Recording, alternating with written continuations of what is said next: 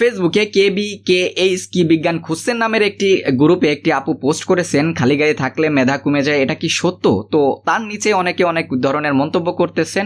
তার মধ্যে একটা ভাই বলছেন মেধা কেমনে বুঝবে যে আপনি খালি গায়ে, খুবই মজা চলে কথাটি বলেছেন। এবং আরো একটি আপু এখানে বলতেছে যে জীবনে শুনি নাই এমন কথাবার্তা। তো এইভাবেই কথাবার্তা চলতেছে তার কমেন্ট বক্সে। তো এর পিছনের কারণটা কি বা কাহিনীটা কি, আসলে আমি আপনাদেরকে বিস্তারিতভাবে বলি যে খালি গায়ে থাকলে আসলে মেধা কমে যায় নাকি অন্য কিছু।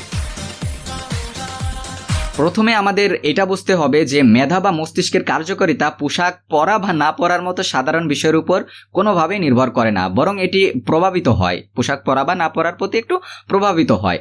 মূলত আপনার শরীরের তাপমাত্রা, বিশেষ করে মস্তিষ্কে যদি পরিবেশের কারণে খুব বেশি কমে যায়, যেমন প্রচণ্ড ঠান্ডা বা খুব বেশি বেড়ে যায়, যেমন উচ্চ জ্বর বা চরম গরমের মাত্রা, তবে মস্তিষ্কের স্বাভাবিক কার্যক্রমে সমস্যা হতে পারে। খালি গায়ে থাকার ফলে আপনি যদি অতিরিক্ত ঠান্ডায় কষ্ট পান এবং আপনার শরীরের তাপমাত্রা হাইপোথার্মিয়ার পর্যায়ে চলে যায়, তবে মনোযোগ ও চিন্তা শক্তি প্রভাবিত হতে পারে। কিছু গবেষণায় দেখা গেছে খালি গায়ে ঘুমালে শরীরের তাপমাত্রা কিছুটা কমে যায়, ঘুমের মান ভালো হয় এবং ভালো ঘুম মস্তিষ্কের তথ্য প্রক্রিয়াকরণ ও স্মৃতিশক্তির জন্য অত্যন্ত গুরুত্বপূর্ণ।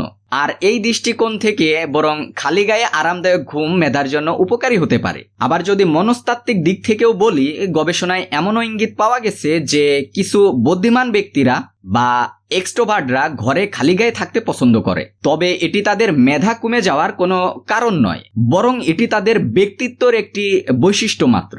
তাহলে খালি গায়ে থাকা সরাসরি আপনার মেধা বা আইকিউ কমিয়ে দেয় না, বরং চরম তাপমাত্রা বা ঘুমের অভাব মস্তিষ্কের কার্যকারিতা কমাতে পারে। সুতরাং বলা যেতেই পারে যে খালি গায়ে থাকলে মেধা কমার বদলে বাড়ার সম্ভাবনাই বেশি। ধন্যবাদ।